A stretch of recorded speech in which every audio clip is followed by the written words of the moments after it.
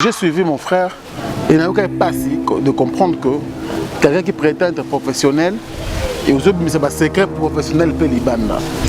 Ngaï n'est pas un simple journaliste. Quand l'artiste veut s'exprimer, alors Rabato, il y a mon qui si on a fait une émission, quand même, moi 2-3 personnes vont vous l'entendre.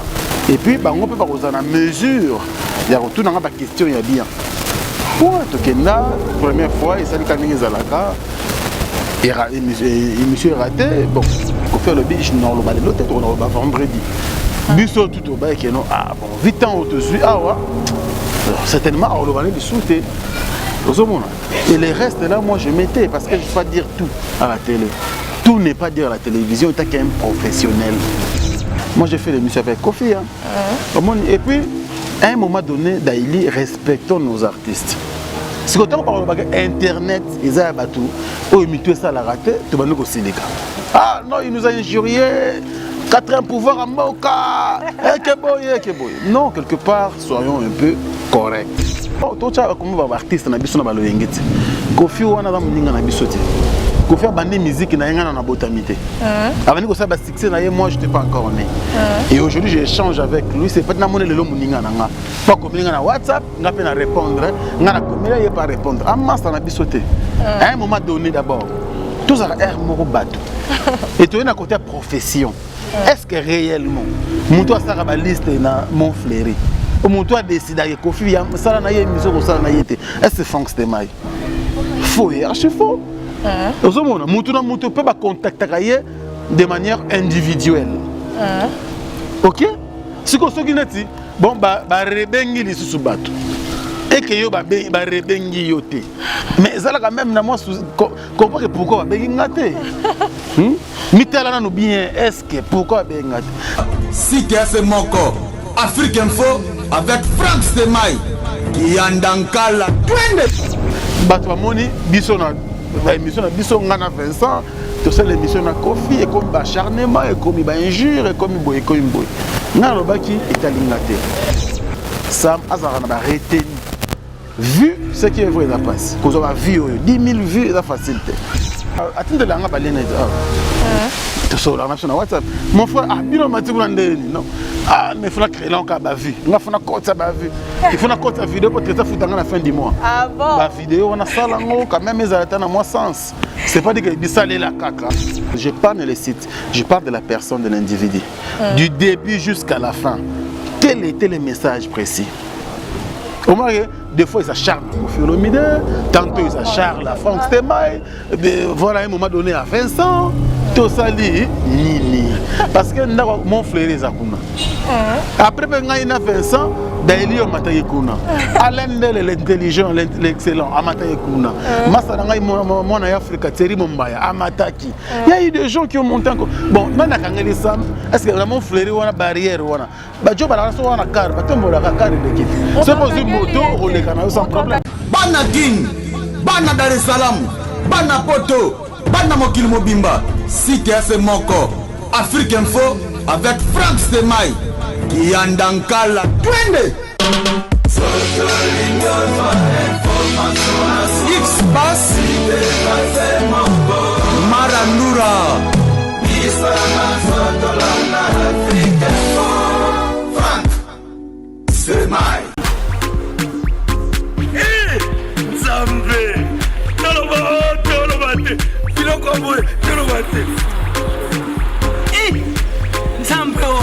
Yo.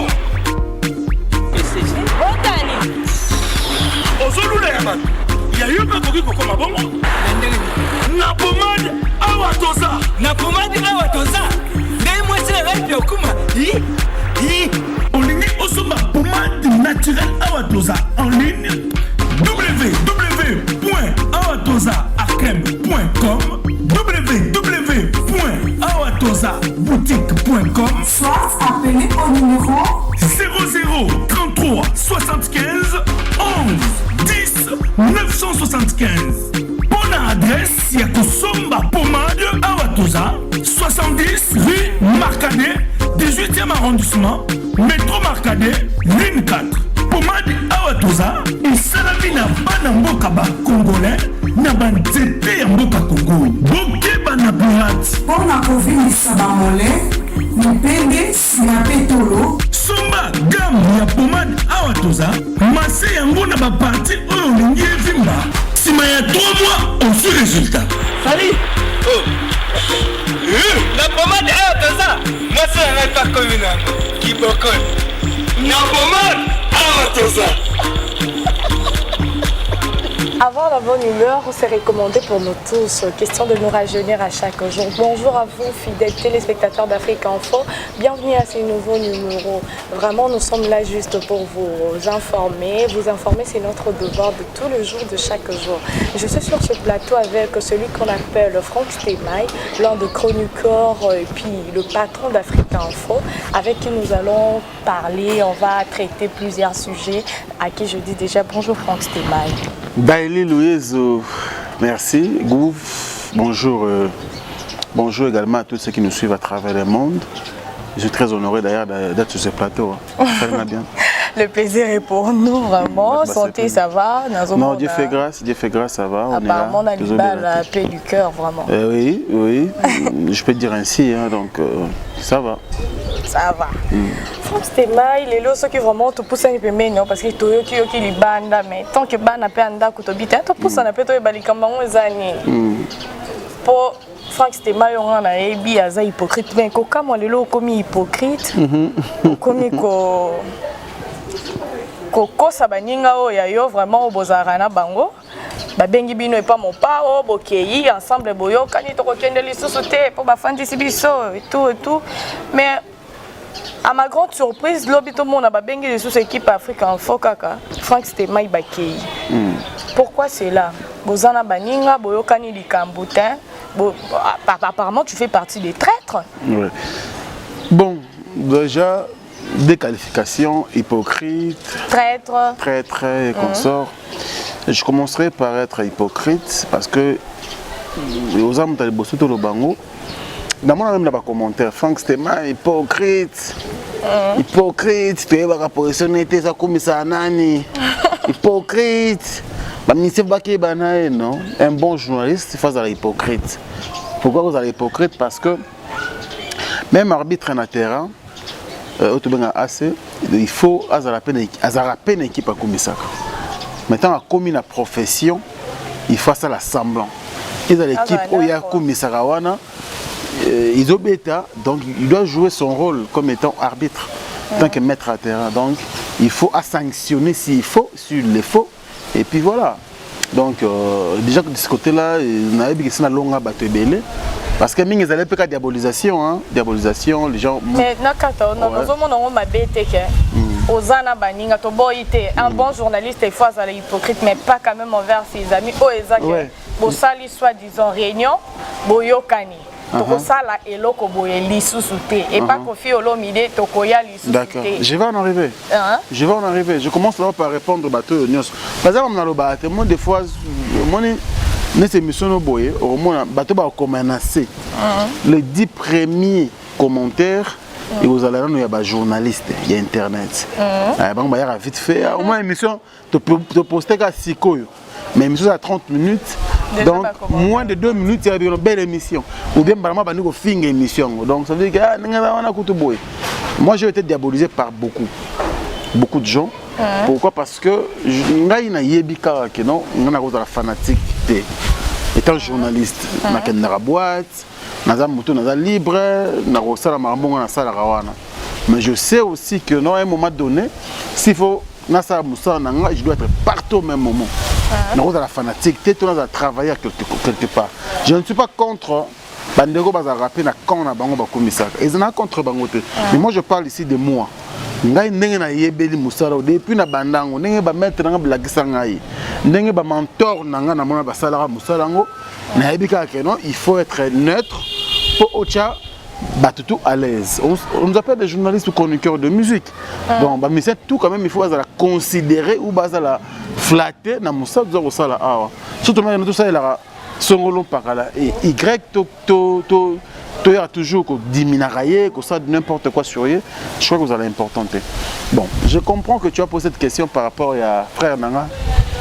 Bando Batini Nanga Balia et tout. Sam Kaza. Je m'étais décidé dans ça. Parce qu'à un moment donné, on ne peut pas toujours continuer à tomber bas. Hein? À un moment donné aussi, il faut parler parce que est-ce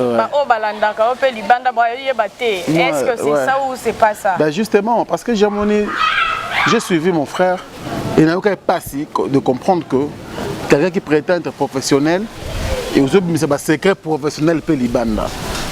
D'ailleurs, je crois au bandit Moussala Oyo, au Lingarango. Et tant que l'on a pas il n'y a pas que de roses. Au moins, tant que l'on rose, au bout de fleurs roses, il faut supporter les piles. Donc, bref, pour aller droit au but, il y a un bureau qui fait le militaire. Mes frères, il y a été bandégouné, il y a tout Euroba, Marie Fana Londres, Sandra Kazadi, Misera Nayo, Ronsa Ngoma, Merveille Rambo, Venabiso Moussouana, Toyebi. Ngai n'est pas un simple journaliste. Quand l'artiste veut s'exprimer, à l'Ourabato, il y a Monique. Ah, si on a fait une émission, quand même, moi, 2-3 personnes vont vous l'entendre. Et puis, on peut pas vous en mesure. Il y a retour dans la question, il y a bien. Pour Tokenda, première fois, il s'agit de Zalaka. Émission est ratée. Bon. On va vite que l'émission est ratée. Artiste est tout le monde. Non, bon, parler de négligence, moi, je vais t'expliquer un truc. Oyebi, Daïli Louyezo, ils ont un susu balobaon na TVT. Omoni, makambo susu balobaon na TVT. Il y a makambo neti en Afrique Info. On a aussi des problèmes, on a des petits soucis aussi. Mais c'est pas dit que nous chante fouga nos caméras. De l'autre, tu vas sentir non, c'est pas important. Vous comprenez? Donc, tant qu'on n'a pas évité na biso, il peut y avoir des contretemps. Tout n'est pas à dire à la télé. Vous comprenez? Il y a eu incompréhension, il y a programme. Ok? Où il y a horaire. 14h. Parce qu'on a eu 2 programmes. Le programme est bossé à Sandra Kazadi. Sandra a dit 14h. Mais elle va dire, on vient à temps, on a quand même une bonne humeur. Avant midi. Tout est avant midi. Tant qu'on a mis 14h. Bon, et comme sur RPN, rendez-vous. Tant qu'on a mis vers 11h, on a dit, oh, mais ça fait presque 45 minutes. On a traîné, donc il faut quand même,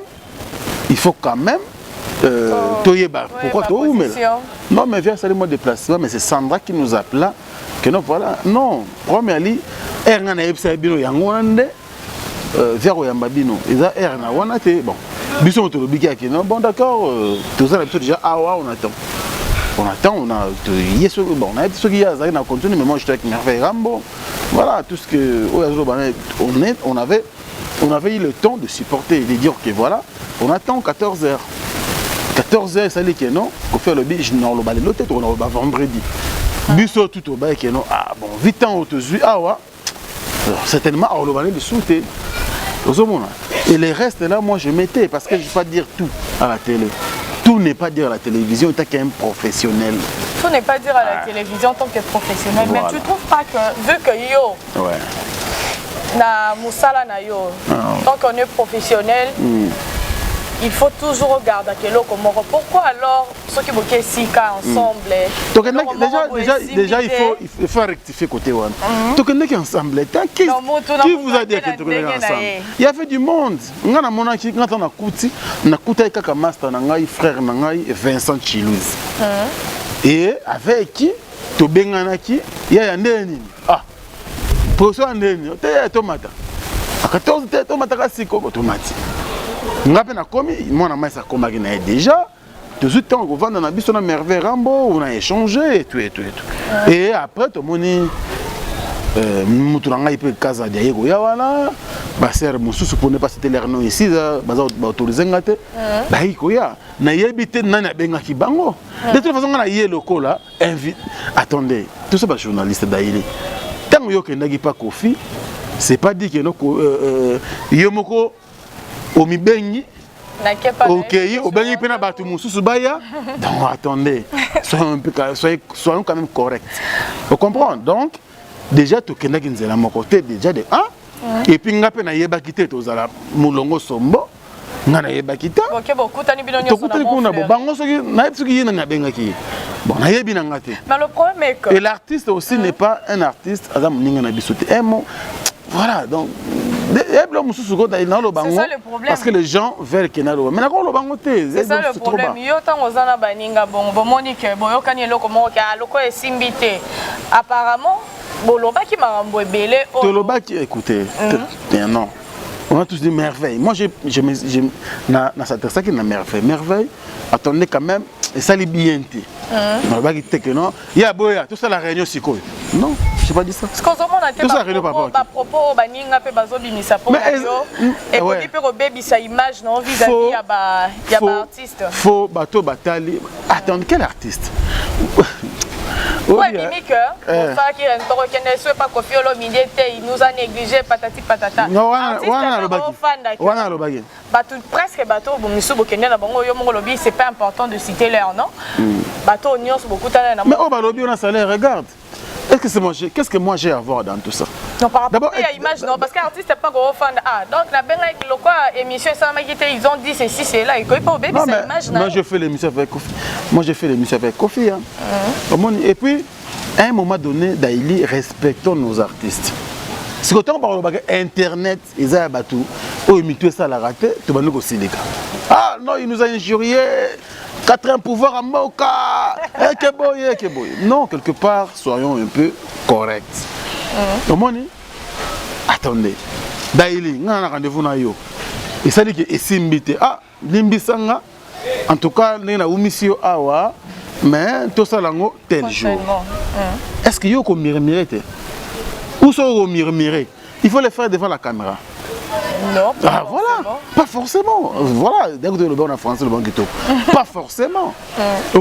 Et ça, les gens qui vendent, Batomoni, Bissona, l'émission de Bissona Vincent, tout ça, l'émission de Kofi, et comme acharnement, et comme injure, et comme boy. Narobaki est alignaté. En fait, c'est ça le but. Bissot aux abato, tu es dans Moussala Oyo avec toute responsabilité. On n'est pas venu ici pour s'entretuer et qu'on sort. Mais mon souci, je vais exhorter un peu mon frère Sam Azarana retenu. Vu ce qui est vrai, ça passe. Qu'on a vu 10 000 vues, c'est facilité. Et mon Moscou, le tamboli. Ça, la mission juste pour avoir vu. Bon, ce qu'on objectif est avec lui.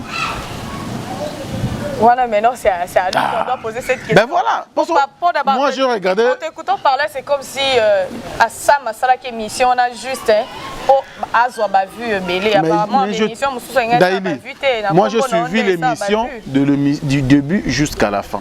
Je parle les sites. Elenia Congo, c'est ma maison. Précis Belenga, Glody Diasuka, parents français, Lelo. Je parle les sites. Je parle de la personne, de l'individu. Du début jusqu'à la fin. Quel était le message précis?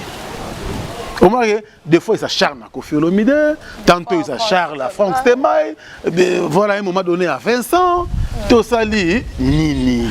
Parce que mon frère est Zakuna. Après, il y a Vincent, Daily Matayekuna. Alain l'intelligent, l'excellent, Amatayekuna. Massananga, mon Afrique, Thierry Mombaya, Amataki. Il y a eu des gens qui ont monté encore. Bon, Nana Kangeli Sam, est-ce que vraiment frère ou une barrière ou une badjo balaso ou une car, batombo la car et l'équipe. C'est pour une moto, on les canaux sans problème. Mais bon, c'est de Sida qui est bon qu'une délicieuse soit pas artiste. T'as vu cette négligence de l'autre fois? Non, t'as tout ça à mon front. Non, Babetinga Mosinzo. Attendez. La Mosinzo, dans le sens que qui beaucoup de ces idées qui ne pas profiter. Orbino, la coulisse, Boyokani, Boké. Chacun. Écoutez, d'abord, tout ça, comme artiste, na biso na baloyengeti. Kofi wana za muninga na bisoti. Kofi a bandé musique na yenga na botamité. Avant que ça succès na moi je n'étais pas encore né. Et aujourd'hui j'échange avec lui, c'est pas na monnaie le muninga na pas comme na WhatsApp, nga pe na répondre, nga na communiquer il pas répondre. Amma ça na bisoté. À un moment donné d'abord, tout ça est moko bateau. Et tu es à côté profession. Est-ce que réellement mon toi ça ba liste na mon fléri. Mon toi décide que Kofi ça na émission ko ça na yété. Est-ce que c'est Franck Stemay? Faux, archi faux. Moutou peut pas contacter de manière individuelle. Ok? Si vous avez bon, rebengi li sous bateau. Et que yo rebengi yote. Mais ça quand même, moi, comprends que pourquoi bengi ngate. Mitala nous bien, est-ce que pourquoi bengi ngate? Nous bien après émission na biso. Kofi Olomide, avec tout le respect, à qui on a besoin, il y a aussi l'émission à Bateau. D'accord? Bateau, est-ce que d'abord, on a toi, tu étais là, tu m'as vu là-bas? Équipe na yeka ya communication et bien sur d'autres journalistes. Mais na batalo na soki biso bete musinzo. Kasi balande la bete pe musinzo.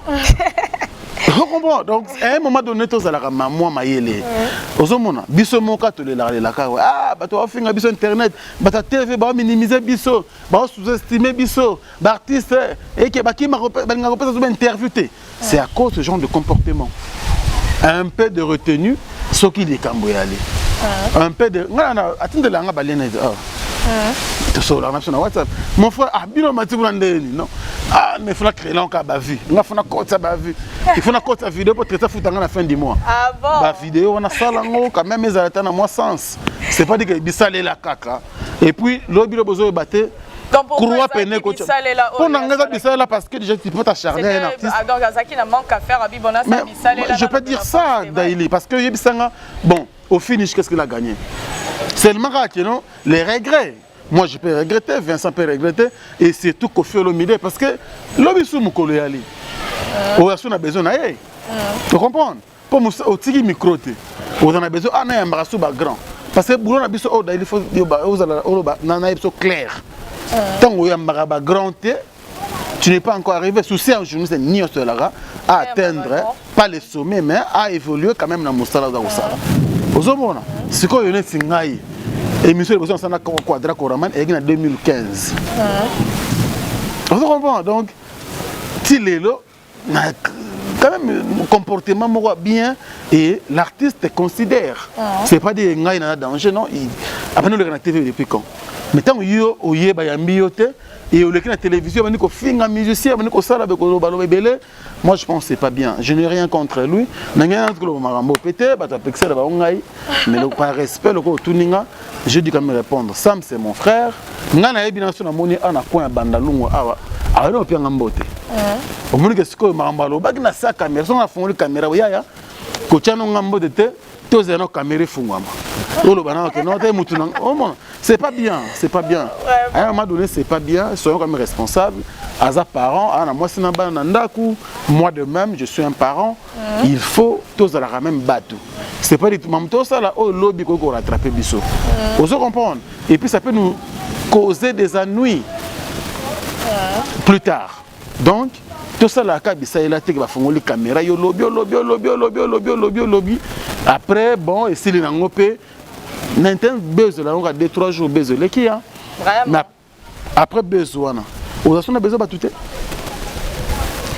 Toti Kabissa est là, parole de Franck Stémaï. Nous continuons toujours avec cette émission. Là, je dis déjà même bonjour et grand merci à toi, Alpha Kabassé, la reine de la SAP. Franck Stémaï, Tolobela Opetali, en parlant toujours car on a ma camunayo.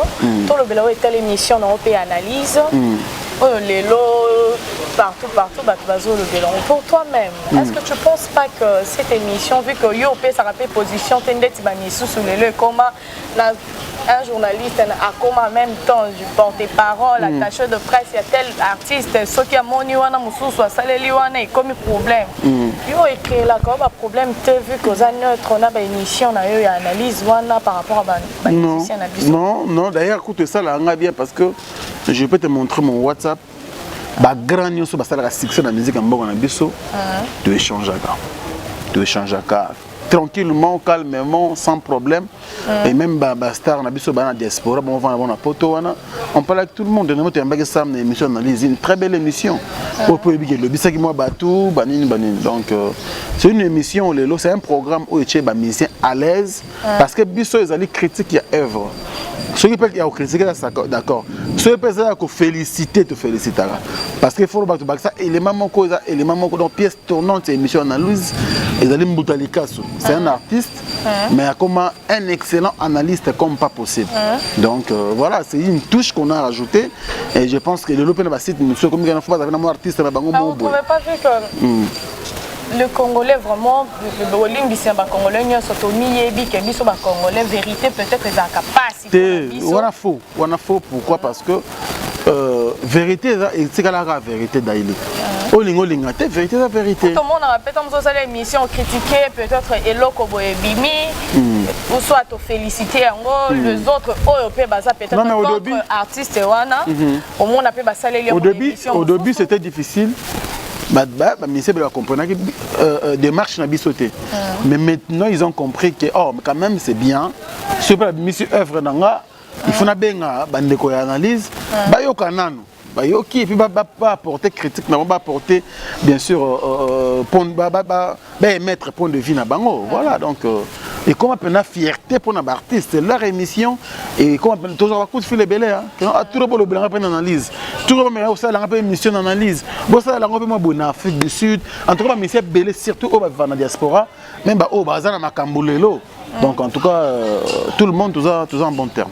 Et le Franck Stéma, ce qu'un artiste peut aller à proposer comme je ne sais pas attaché de presse, tout le monde en banisusu, ou comme je ne sais pas, parce que presque tout journaliste chroniqueur a déjà car porte-parole il y a artistes songolo pakala ba politicien tout batouana tolobelaka. Les lots sont à proposer Franck Stéma. On a la paix moko peut sa position, on dit tout le monde en banisusu que Azana est peut-être attaché de presse il y a Château, attaché de presse, peut-être il y a Maël et Sadiki, ce qu'il les va proposer Franck Stéma. Non. Voilà, ce qu'il a proposé, c'est clair, dans l'attaché de presse. Peut-être que vous avez un contrat, si tu as l'album Contrôle le Bini, par exemple, il y a Fali Poupa. Fali Poupa, elle, professeur Rolo Bageno, bon, le album est Bini, na branche à Kinshasa, na presse à Kinshasa. Franck Stéma est signé contrat, n'a pas collé autant. Yo sikoyo, Luka ba collègue na yo, na ba régisseur à Kinshasa, na ba chaîne Toakin, na ba site internet, na chargé au côté wana. Pour un album, d'accord? Pour un album kaka. Na zu mukie, na zu makambu. Et puis voilà, na sali boulot et ce album est l'équipe à promotion l'équipe. Voilà, j'abandonne quoi. Donc voilà. On a un concert fait dans le Bogart de Birmingham. Plus beau que lui, à Birmingham, il n'y a pas. Mon thème à Béni Barcelone, mon vieux José Moulumba. Donc on a un concert fait dans José Moulumba. Contrat, il y a promotion, oui. Contrat, il y a promotion. Donc, Missy, elle promotion, un peu exemple, album Contrôle Bimi. Bon, il y a trop de voyages, une équipe nanga. Mais côté presse, comme tu es là, tu maîtrises le milieu, le terrain, on a fait SEO, charge. Il y a 1 mois ou il y a 3 mois, l'année de la promotion, na Kinshasa. La chaîne à télévision, il y a radio, le site internet, et pas que la minayo, il y a un goyo. On a taxé, bon. Comme il y a 3 mois de promotion, on a fait autant à disposer budget boyer pour toper sur la bande de co, la promotion. Là, je peux accepter. 3 mois sur coquille, on arrête. Moi, je peux fonctionner comme ça. Maintenant, ça la penza, comme les lots. Non. T'es simbaté. D'abord, on a qui est attaché de presse. On a photo attaché de presse, Azali Mouton jouera médiation et entre la presse et l'artiste ou l'entreprise. Comme un joueur qui porte parole, on est comme un loco moussous. Mais attaché de presse, son rôle, il dit qu'on pèse sa presse, élément. Il y a entreprise, et si vous avez attaché, élément, voilà, tout ça est sorti médiatique. Si vous avez 5 points. 1, 2, 3, 4, 5. Premier point, deuxième, Tina 5. Bobby Malibanda, tu es dans une conférence de presse. Tu es un artiste, d'accord? Eux considèrent un album. Je reste un mot au d'accord, d'accord. Zoa enveloppe, zoa dépliant. Autant à Maramboana, tu commis, comme ça, au rédiger le questionnaire. C'est ça un rôle d'un attaché de presse. Tout le monde a en tout cas, vous avez un combo dans le maîtrisant. Vraiment, vous avez compris, position à Franck Stéma, côté on a pas d'artiste, on y a peut-être au lingo sollicité, très disposé, moukié kaka. Venez Willy Capskin qui la on a eu du côté dans la bagette. Vraiment? Accueillir là yo dans yo mo banambang. Franck Stéma. Êtes-vous sûr que branche nyonso eza na kati ya chaîne na yo Africa Info c'est venu de toi seul au fanda bo sali conception. Ouais. Il y a eloko boy to zandeti analyse, émission socio-culturelle. Êtes-vous sûr que nyonso wana eza ko ba conception na yo? Nanu kutu auto exploiter ça donc à 20%. 80% de ça elle était donc château running colaza wana. Donc ils appellent conception logo. Tout ça ensemble na Hilaire Clark Nyoka je crois bien. Alors ma côté ba fimbo na fimbo ba ken piana et puis na ba titi mususu. Donc tout na bandi idée tout ça lango boy après na logi ba masa mususu ba sali cash si malé et puis ba cahier des charges tale belé. Mais on vous accuse de quelque chose. Quoi, il y a ba conception ya ba tout. Il y a émission l'histoire reste. Oui, l'histoire reste. En fait, les idées à Franck c'était Mike. Oyibi, il y a Batou. Il y a Batou banane. Il y a comment il s'appelle encore? Adoyou. Adoyou na PC Mbote. Non, c'est Oyibi conception na yé. Non, mais écoutez, Adoyou a ça la émission ayambaka. En fait, ils ont deux mots ça les Batou bien parce qu'il faut dire une chose. N'importe où on a artiste ébélé ba marque époque la musique congolaise mais par contre on va na poto. Alors bazaki vraiment na mambakolo ba peut-être parce que il faut dire que ministère alingakolo la mingi actualité. Bon mingi pena na poto bazora top na mis album. C'est que na temps au baoze la pas mis album. Alors mon na média pena bunga. Ozomona mais grâce à Adoyou notre confrère tout le monde bango abimi le blasco ba époque ba marquaka na ba orchestre ba baleka. Mais le problème na histoire reste. Ezali conception yakala. Mais il faut dire une chose courage ba ministère poto bazozoa biso na kin to na difficulté ko sala to sala on a bango. Au moins déjà batala internet ozomona ebele o baza ak ba limo to mona bango soutenir média. Baza déconnecté par le monde de la musique. Or na poto ils sont branchés. Donc, si on a l'équipe, facilement, château à côté à l'anga. Si on a tel à l'équipe, facilement, fait cap à côté à l'épaule. Internet à la portée de tous, en fait. Il y a un avantage dans la poto, mais bien sûr, on a ça depuis. Histoire ya Wenge, histoire, il y a la plus histoire ya Moutou, ou ya Sala, na carte orchestre. Par exemple, na carte la table, on a Fiston Mamale, na monaki Jordan Koussa. Namana bata wenge ba leki belé donc ça veut dire qu'il y a le belaka morceau na yo oyo viva na orchestre wana na biso non mais déjà bata là que au moins que biso c'est l'histoire reste l'histoire donc c'est presque la même chose changer le nom on peut juste changer le nom mais tu kalika conception bata là Africa Info a aujourd'hui 2 ans bata la émission na yambaka Chocho Bokito azara na Belgique on avait parlé de quoi ça fait 2 ans aujourd'hui.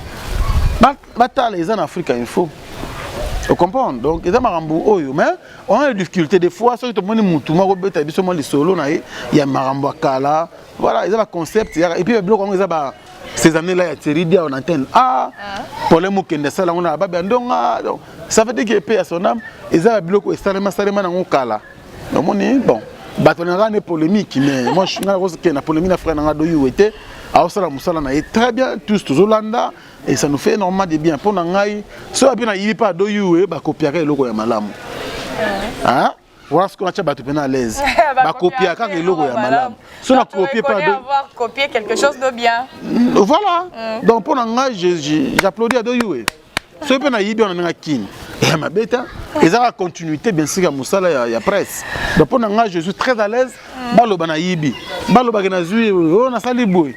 Et un problème, mais étant donné que Moutou, à tout ça, la pour l'évolution, Moussala, na place, na y a une conception à Doyou, qui n'a rien à nous finir à bateau au fêlé, au préféré. Vraiment, nous continuons sur Africa Info. Bon, c'est pas une image grâce à un caméraman, mannequin, artiste. Et bah, fait Timbo na Suisse à Otalayo, vient à Bissot Timbo na Suisse, à Billy Merda, mon vieux également, à vous Benz. Merci beaucoup pour tout. Mon vieux héritier, mon thème à Cachemire, à Lyon. Mère Cachemire, à Zongati, mère Nangaï, to Sola, Pénètre, Sola, qui était nabi, qui m'a belle, belle, bilogo.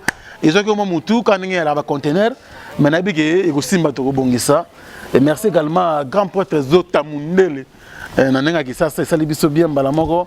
Mère Nabiso Mazenzongo, merci. Également Dr Kinkani Dokotolo Ndeko ya Roger Kinkani, Julien Ndangi. Il y a Nancy Ipenda Nakata Birmingham. On a ma sœur Nabiso et puis na bosanité de Big Ladies of London. Précisément à Birmingham, des Big Ladies dans l'ensemble. Je vous dis merci pour le soutien. Et puis pourquoi pas Deline Lumama, Chantal Bossokou. Merci également à Bébé Kassereka et aussi, je n'oublierai pas, Gisèle Singa. Merci beaucoup. Merci la première dame de Lausanne pour d'aller à la émission Sili. On a profité. Merci. Isha, merci également à Alain Dinamolo, mon suppose agréable. Et puis notre sponsor qui s'appelle Noël Okito Black Dedo. Vraiment, Franck Tema, tous qui est vraiment dans Cochité, dans l'Inga. Je savais, on a oublié ici. Oui, ici. Vraiment, tout le Béla est allé album Contrôle, tout le monde qui est sorti. L'artiste est Fabrigas. Après avoir causé un pardon à Fali Poupa, a zuipé album Contrôle, à partager en gros, à publier pour n'a pas fan n'a aimé album Wana Somba yango bayoka ba consommer yango. Réaction noézanini parce que plusieurs personnes va traiter de lâche, va traiter de yuma, oza yo esprit wenge zate et le Congo zo continue. Pour na yo Liloba noé kozani analyse ni nokoki ko sala na publication à Fabrigas. Déjà je dirais bravo à Fabrigas. Bravo également à Fali Poupa parce que le deux on compris que si on est unis, on peut encore faire mieux. Donc, de soutenir la musique Nabiso. Pour nous traiter un peu de Yuma, il faut que nous c'est quelque chose d'inattendu, en fait, d'inhabituel dans la musique congolaise. Tu me sens qu'il y a des messias là. Toujours critiqué, mais aujourd'hui, on a senti que moi, Esprit Wana et Koti. Analyse dans que Fabrigas, c'est un grand en esprit. Et puis, à ça, l'épreuve, il y a maturité. Et ça prouve aujourd'hui que Bisso tout au rôle de la génération de Bisso, la musique continuera. Parce que Babylon a beau. Bamba légué bango idéologie, mon wengete latino, vive la musique, idéologie avec Yumate, Yanke, tout ça. Mais qui yankango pour quelle fin? Tout le monde musique na Bisso n'est de comment qu'il y a. Vous comprenez? Mais apparemment, la Congo, il y a un ça renforce sa musique. Il faut. Il y a un ça la faiblesse sa musique. Oui, bilelo, ba Congolais kaka, ba aider biso musique et les bosso. Quel genre de Congolais?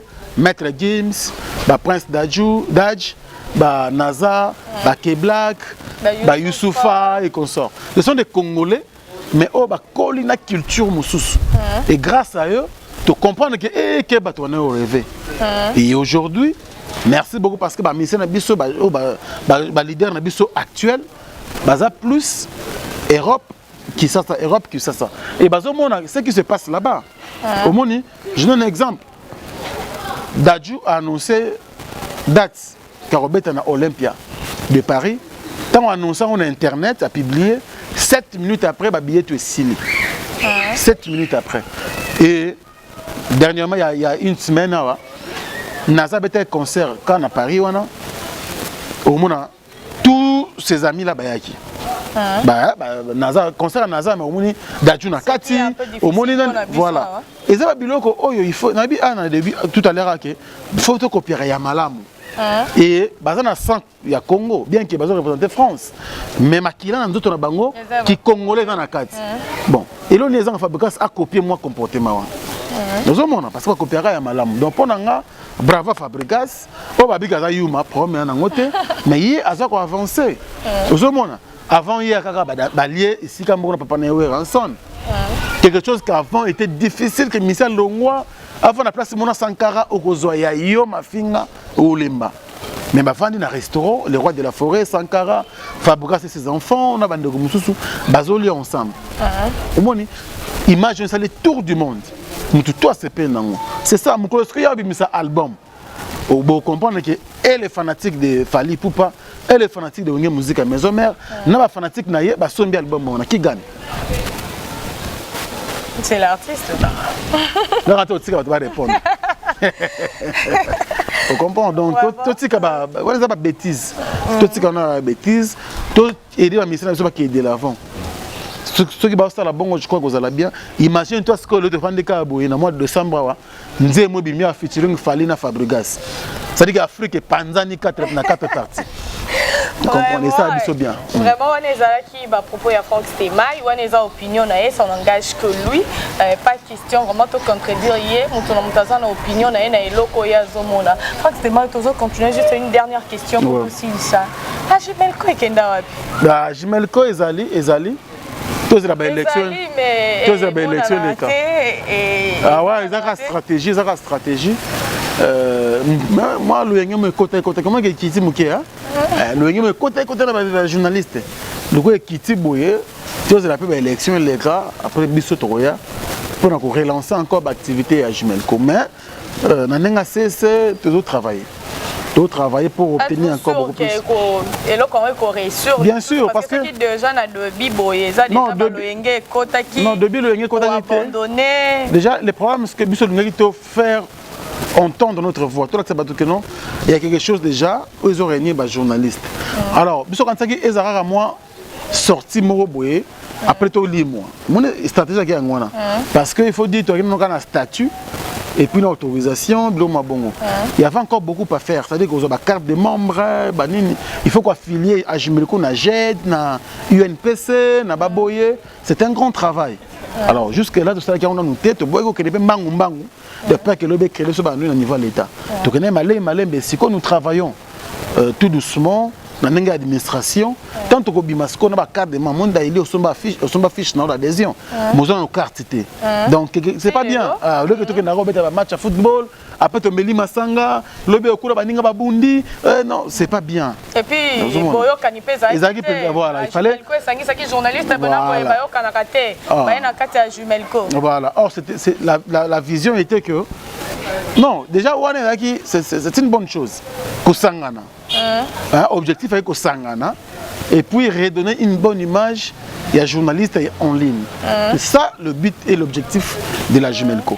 Mais avec le temps, moi je sais que tout ira actualité politique l'année prochaine.